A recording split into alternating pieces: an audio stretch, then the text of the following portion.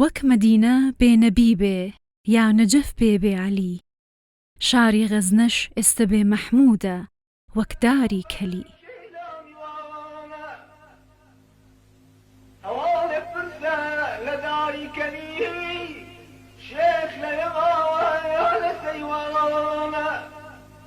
شێخ مەحموود بە هەر شوێنێکدا گوزەری کردبێت یان لە هەر جێگەیەکدا هەواری هەڵدا بێت، ئەو جوگرافیایە لە ناو لاپەڕەکانی مێژوودا تۆمار کراوە و ناسنامەی پێبەخشیوە. یەکێک لەو گوندانەی شێخ تێیدا ژیاوە داری کەلیە.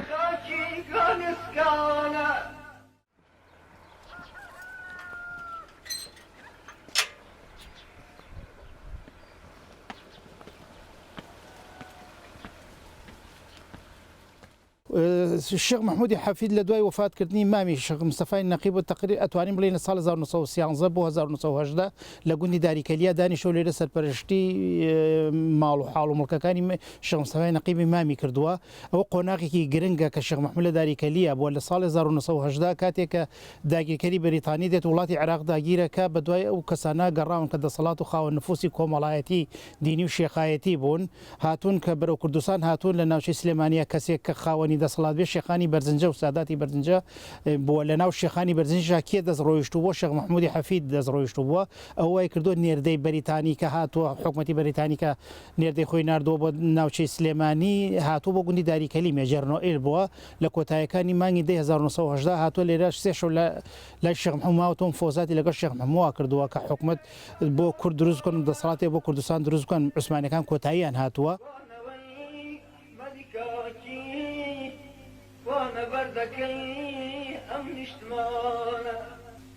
ئەمە ماڵی شێخ محمودی حەفیدی لە گوندی داریکەلی لە ناوچەی بازیان ئەم خانووە لە ساڵی 1913 شێخ محمودی حەفید دروستی کردووە هاتوۆتە گوندی داریکەلی دانیشتووە و ئەم بینایە لە چەند بەشێک بێکاتووە ئەم دوو ژوورە ئەمە هەیوانێک و پشتەیوانێک و کەلەگیەکە لێرە شێخ محمود بەردەوام پێشوازی لە میوانەکانی کردو بەردەوام میوانی زۆری هەبووە تەنانەت لە ناوچە عەرەب نشینەکانی شۆ میوانی هاتووە کەسایەتیەکان و ڕۆشنبیرەکان لێرە سەردانیان کردووە. ئێستا چینە ئەم ژوورە کە ژمارەیەکی زۆر وێنەی شێخ محمود و کەسایەتیەکانی دەوری شێخ محمودی تایە یەکێک لە وێنە گرنگانە ئەمانە ژمارەیەکی زۆر کەسایەتی و سەرۆک عەشرەتی عەرەبە هاتوون سەردانیان کردووە لە گوندی داریکەلی وازانمەوە لە چلەکانە بووە لێرە وێنەیان گرتووە. ئەمە شێخ محمود و ژمارەیەکە لە چەکدارەکانی ئەمە وابزانم لە شەڕی ئاوباریکە ئەم وێنە گیراوە لەو کات و سەردەما کە شێخ محمود خەباتی چەکداری کردووە. ئەمە بناری سوورێنە شێخ محمود کاتێک لە خەباتی چەکداری کردووە ڕێکردوتە ناوچەی شارە زۆر و هەورامان و دوای چۆ بۆ کوردستانی ڕۆژهەڵات ئەم وێنە لە بناری سوورێن گیراوە. ئەمە شێخ محمودە لەگەڵ چەند میوانێکیان لێرە دانیشتووە. ئەگە سەیری وێنەکەی شێخ محمودیش لە تەمەنێکی گەنجیایە دیارە ئەمە ژمارەیە کەسایەتیە لەگەڵ شێخ محمودا دانیشتون. ئەمە شاری بەغدایە ئەم وێنە لە شاری بەغدا گیراوە. ئەگە سەیرەکەی شێخ محمود جلی جەمەدانیوینەکەی نەبەستووە. ئەمە ژمارەیە کەسایەتی ڕۆشنبیری سەربازی ئەمە لە سکەی لە محەتەی قیتاری شاری کەرکووکە گیراوە. ئەمە وێنەی شێخ محمودە لەگەڵ ژمارەی کەسایەتیە. ئەمە وێنەی شێخ محمودە. ئەمە وێنەی شێخ محمودە لەگەڵ ئەو دوو کەسایەتیە. ئەمە هەم وێنەی شێخ محمودە لەگەڵ ژمارەیە لە کەسایەتیەکان و ڕۆشنبیرەکانی کە لە دەوری بوون. ئەمە هەر وێنەی شێخ محمودە. ئەمە شێخ قادری حەفیدی مامی شێخ محمودی حەفیدە کە برای خۆیەتی. ئەمە وێنەیەکی خێزانی شێخ محمودی حەفیدە. ئەمە ژمارەیەکی زۆر لە چەکدارەکانێتی شێخ محمود و زۆرێکشان کەسایەتی عەرەبن لە جلوبەرگەکانیانە دیارە. شێخ محمود یەکێک لە هیوایەتەکانی زۆر حەزی لە ڕاو بووە. ئێستا ئێستش ڕیشتپێکانی ئێمە لە ناوچەی بازیانی گەڕنەوە هەر ڕۆژێک کە زۆر سەرقاڵ نەبووبێ و دەستی بەتاڵ بوو بێت چووە بۆ ڕاو لەگەڵ ژمارەیەک لەو کەسانی کە خۆی پێی خۆشبووە بە ئەسپ و بە بڕنەوی لەگەڵ خۆیان بردۆ و لە دەشتی بازیانەوە لەم شاخانی داریکەلی و ناوچەی بازیانە ڕاوی کردو زۆر حەزی لە ڕاو بوو یەکێک بووە لە هیوایەتەکانی شێخ محمود. ئەمە شەر وێنەی ڕەنگە لە سەفەر و گەشتی ڕاوە بوو بێ وێنەکە دیارە. ئەمە شەر وێنەی شێخ محمودە لە 23/5/1345 بە تاریخی هیجری نووسراوە لە ژێر نووسراوە 1945.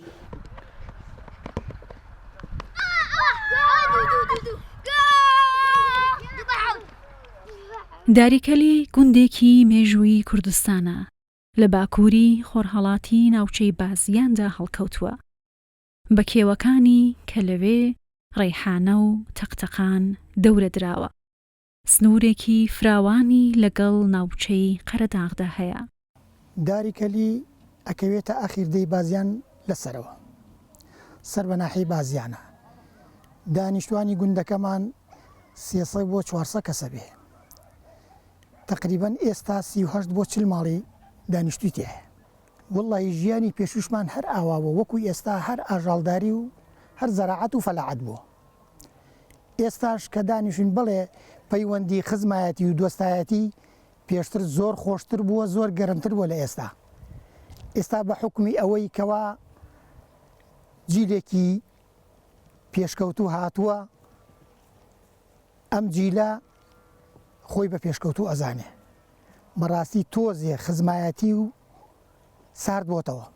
وڵی ئەو کاتە کە ئێمە ڕژێمی بەعز لەسەر حکم بوو بەڵێ دانیشتوین لەم دیا، بەس ژیانەکەمان ئەوە نەبوو، کولەمەرجی بوو. ترسی تیارە و ترسی تۆپ و ترسی عسکەری و هەموو شتێ لە گۆڕێ بوو. بەڵام ئێستا ئەوەتەی لە سایە حکوومەتی کوردیەوە ئێمە دانیشتوین ئازادیەکەمان هەیە. ئەگەر فەقیریش بین شکورین پێی.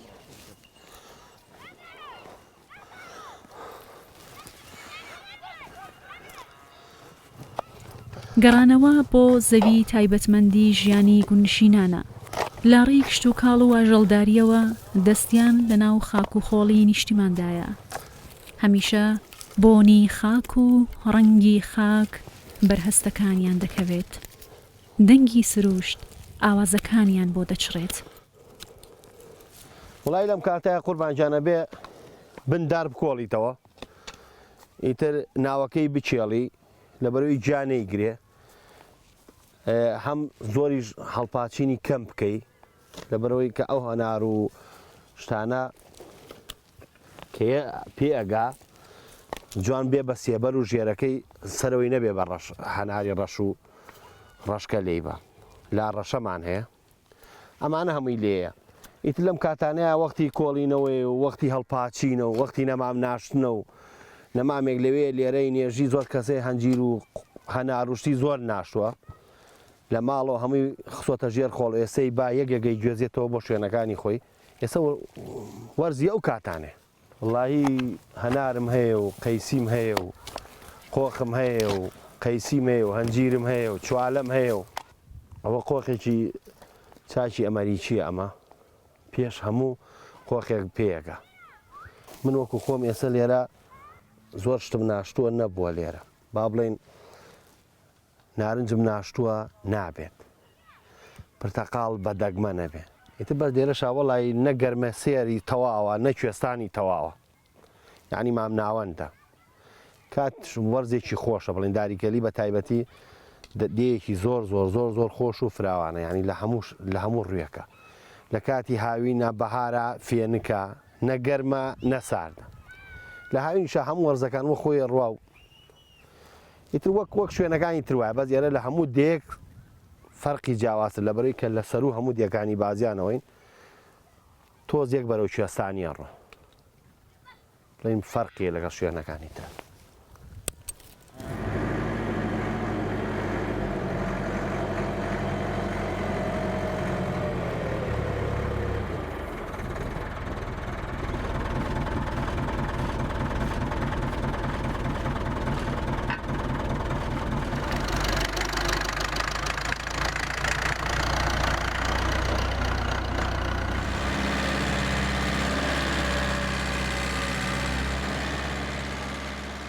وڵای قوربانجان لێرە خەڵک زۆری گەنمەکە و اینجا عەرزی برای خۆم کەم حەیواناریەکە و خەریکی کوشت و کاڵە و ئیتر ئەمانەیەکەین. یەک دوو کات هەیە زەوی لە کاتی خۆیان گەنم ئیتر لە پاییزاکرێ گەنمکردن، گەنم و جۆ و ئەمانە لە پاییزاکرێ لە هاوینیشا هەڵە گیرێ. عەرزێکی تریش کە ساڵی پێشووتر گەنم بووە لە چلەی جستانە وەردێ بڕی، وەک ئەو عەرزەی کە من کێڵام جەنابتان سەیر دانیشت بوون. ئەوانە هەمووی وەرزی خۆی هەیە، کاتی خۆی هەیە. بەزیت وەکو کوشت و کاڵەوانە لە پایی زاکرێ و لە هاوینە هەڵەگیرە. ناوی ئەم گوندە کاتێک دەدرەوشێتەوە شێخ تێیدانیشتەجێ دەبێت. کللتوری شار ئاوێزانی کللتوری گوندەکە دەکات و ژیانێکی نوێ بە گوندیانی ئێرە دەبەخشێت. هاوکات پەناگەیەک و سەنگەرێکی سەختی بەرگری کوردانە و هەمیشە چاوی دوژمنانی لەسەر بووە.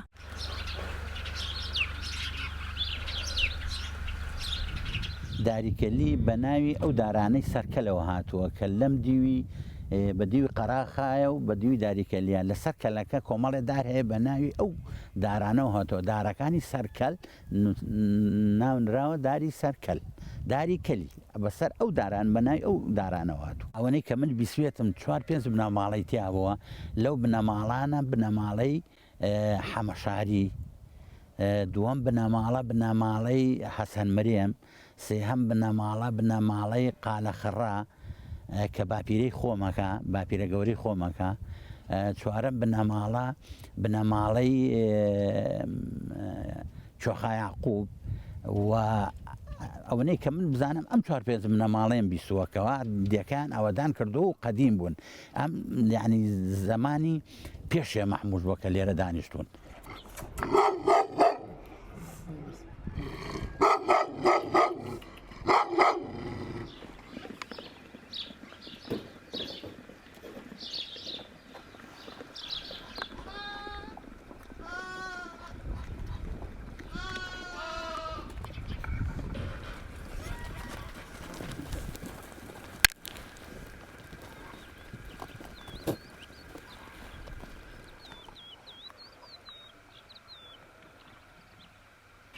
لای ئێمە باشە بۆ ئاژەڵداری لەبەرەوەی هەم شاخیشی هەیە و هەم دەشتیشی هەیە. لە ئاویشە لە زۆر شوێن باشترە، هەنی شوێنێکی باشە گونجاوە بۆ ئاژەڵداری. وەڵام مەڕداری خۆی بە زۆری ئیسفادەی بەس بۆ بەرخەکەیەتی. شیریشی هەیە لە بەهارانە کەم هەمووی مانگەیە 40 شەو ئەلە مسافەیە کە بەرخەکەی فرۆشی ئەو نەمەڕ شیری هەیە. بەڵام وڵاق زیاترە بە بەردەوامی تا جاری وا تا ئەو وڵاقە ئەزیێتەوە هەر شیری هەیە. بەڵام مەڕ شیری کەمترە. باش و جاران خوریەکەشی بڵین پارەیەکە بەیستا خوریشت پارە ناکە، ئێتە زیاتر بەس بەرخەکەیەتی کە ئیسفادی لەکەی. لێرە لەبەرەوەی خاکەکەی باشە، شوێنەکەمان زۆرە، سنوورمان زیاترە، فراوانە، مەسەڵ ڕەنگە بۆ مەسرف باشتر بێ لە زۆر شوێن. هەر ڕۆشن زۆر شوێن مەخسەر هەر لە پاییزەوە کە بارانە بارێت دووەوە شتیان هێنێ بە زیاتر بە عەلەف و بە کا بە خێوانەکەن، بە جۆ بە خێوانەکەن. بەس لایەن بە باشترە، لە زۆر شوێن باشترە، لە قەزێ مەسرفە باشترە. خۆی حیواناری و ئاژەڵداری مەخسەر زیاتر زۆر لە کوردەواری ئەوەیە جاری وا مەخسەر دەوارنشین و کۆچەری ئەکەن و ئەمانە لا ئێمە دانیشتووی مەخسە ناڕووین بەم لاو لە گەرمیان و کۆستان ناکەن لێرە. کەوەکو سابەتین جاران بڵێن حیوان و شت کەم بوو لێرە، هەر ماڵی مەسە 15 سەر 20 سەر 50 سەری هەبوو، 4 ماڵ و 5 ماڵ ئەیان کرد بە یەکا و بە نۆبەیان کرد. بەڵام ئێستا وایە نییە، ئێستا تقریبان 2-3 ماڵی تیاین، هەچ کەس و لای حیوانی خۆیەتی، لای ڕانی خۆیەتی.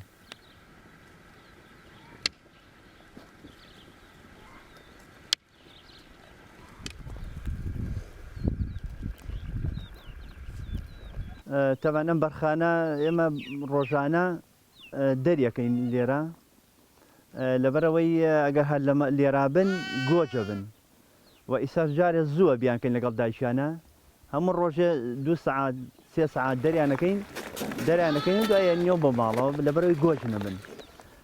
ئێواران تەمان ئەیانکەن و بەردایشیان شەو هەم لە دایشان گیانەکەینەوە لەبەرەوەی لەگەر لە ناویانە بێ زیاتر هینە هەم دایشی عزیێتەیە و هەم خوریەکەی دایشیان نەخۆن، ئەوە لەبەرەوەی زەرەری لێ ئەبێ شەو گیان کەینەوە ئەوە بەیانی هەمتیان بەرینەوە ئەنی شتەکە دووبارە بێتەوە. وەڵی لە خۆشی ئاژەڵ لێرە ئێستا حالێن ئەم ساڵ من تقریبان 40 سەر 50 سەر مەڕم بەراوی تا بوو، ئەنی بەرەکەی فڕێیە. ئێتە چەند ئەشمبر بۆ لای دکتۆر و فەحسیانە کرد، تقریبان 7 جار 8 جار کوتاومە. هەتا خۆم وەکو دکتۆری ژوام تکۆ خریجی زەرعام خۆم بەشی بەتێڕەشم تاو کردووە، خۆم شارەزای تاویشم لێتی. چەند ئەمان بەر فەحسمانە گرت لای نای دکتۆرەکان ناڵم سێ نەوع دکتۆرمان کرد 4 نەوع دکتۆرمان کرد ئەڵێ هیچ نەخۆشیشی تیان نییە ئێ هەر بەڕاوی تەشەبوو نازانام یانی تر ئەلێوا زەرێری باشمان کەم ساڵ جاراکەن دێکرێکاریشمێ بێت چێش لێنە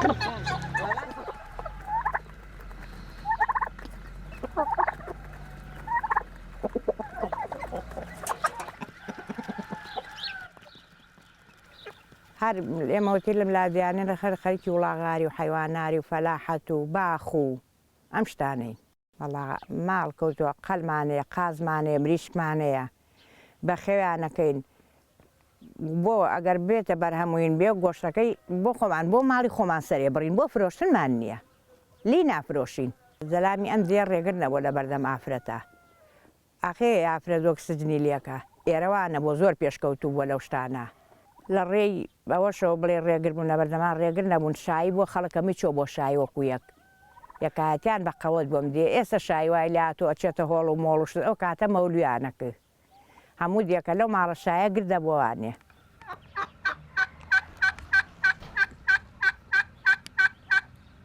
بەخێوکردنی پەلەوەر لێرە برەوی هەیە لە ناو ئاواییدا کوچە و کۆڵانەکان پڕن لە پەلەوەری خۆماڵی ڕنگ و بۆی کوردەواریان لێدێت لە تەنیشت ئاواییەکەشەوە بە شێوەیەکی سەردەمیانە پرۆژەی بەخێوکردنی پەلەوەر دەبینرێت پرۆژەکە ناوی گوندەکەی هەڵگرتووە و پرۆژەیەکی گرنگی ئابوووریە و دەستی کاری بۆ چەند خێزانێکیش ڕەخساندووە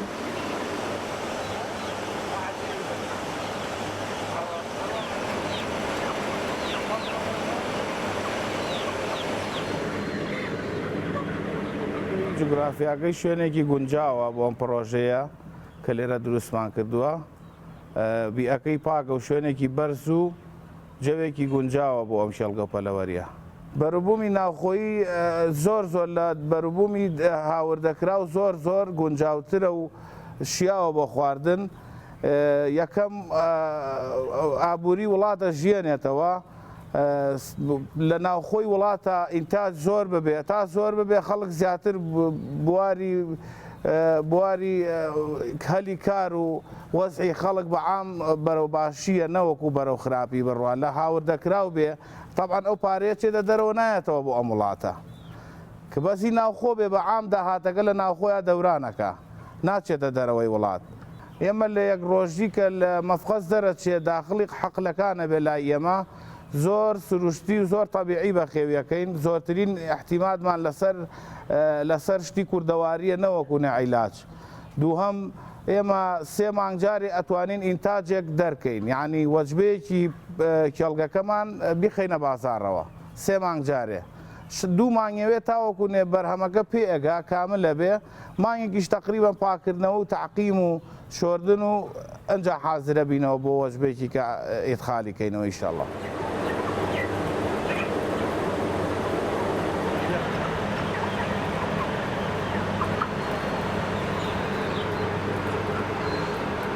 زۆرینەی ئەگەر لە عمری 40 ڕۆژە بفرۆشین بۆ عێراق و ناوەڕاستی عێراق هاوردە ئەکرێت ئەڕواتە خواروی عێراقەوە بەعام هەموو محافەزەکان تا وەزنی 2 کیلۆیی بەرەو بەغدا و فەلوجە و ڕوومادی و دیوانێ و بەرەو محافەزەکانی عێراق ئەڕوات بەرەو خوار ئێمە زۆرترین احتیمادمان لەسەر شتی ئەعشابە نەوەکوونە دەرمان هەتا بتوانین دەرمان بەکار نایانین زۆرترین احتیمادمان لەسەر شتی ئەعشابیە لەسەر عیلاج نییە لەسەر ئەعشابە زۆرتر لەسەر ترش بۆ نمونە ڕەشکە شمڵی هەنار ئەمانەی زۆر بەکارێنینە یان دەینێ